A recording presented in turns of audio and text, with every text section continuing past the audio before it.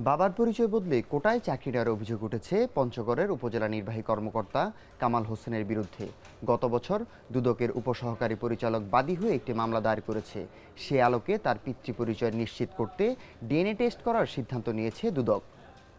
পঞ্চগড়ে নাচল উপজেলার বর্তমান নির্বাহী কর্মকর্তা কামাল হোসেন চাকরিতে যোগ দেন ৩৫তম বিসিএসে। তার বিরুদ্ধে প্রতারণা ও মিথ্যা তথ্য দেওয়ার অভিযোগ আসে দুর্নীতি দমন কমিশনে। তদন্তের পর গত বছর তার বিরুদ্ধে প্রতারণা ও জালিয়াতির অভিযোগে মামলা করা হয়। মামলার এজাহারে বলা হয়, জন্মদাতা পিতা মোহাম্মদ আবুল কাশেম ও মা হাবিয়া খাতুনের নামের পরিবর্তে তার চাচা মুক্তিযোদ্ধা মোহাম্মদ আহসান হাবিব ও চাচি সানোয়ারা খাতুনকে পিতামাতা হিসেবে উল্লেখ করেন এই কর্মকর্তা। প্রতারণা করে মুক্তিযোদ্ধা কোটায় চাকরি বাগিয়ে নেন ২০১৭ সালে। এতে বলা হয়, অষ্টম শ্রেণী পর্যন্ত নিজের বাবা মায়ের পরিচয়ে পড়াশোনা করেছিলেন কামাল হোসেন। এরপর থেকে পাল্টে দেন বাবা মার পরিচয়। কোটা নিয়ে ভর্তি হন বিশ্ববিদ্যালয়ে। এরপর সরকারি চাকরি ও অন্যান্য সুবিধা। এবার ডিএনএ পরীক্ষার মাধ্যমে পারিবারিক সম্পর্কের সত্যতা যাচাইয়ের সিদ্ধান্ত নিয়েছে দুদক।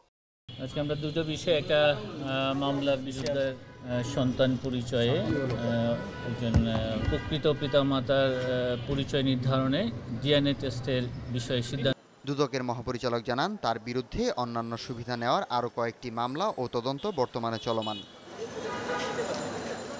এর আগে মাগুরার জেলা প্রশাসকের কার্যালয়ে সিনিয়র সহকারী কমিশনার এবং আত্রাই উপজেলার নির্বাহী অফিসার হিসেবে দায়িত্ব পালন করেন কামাল হোসেন।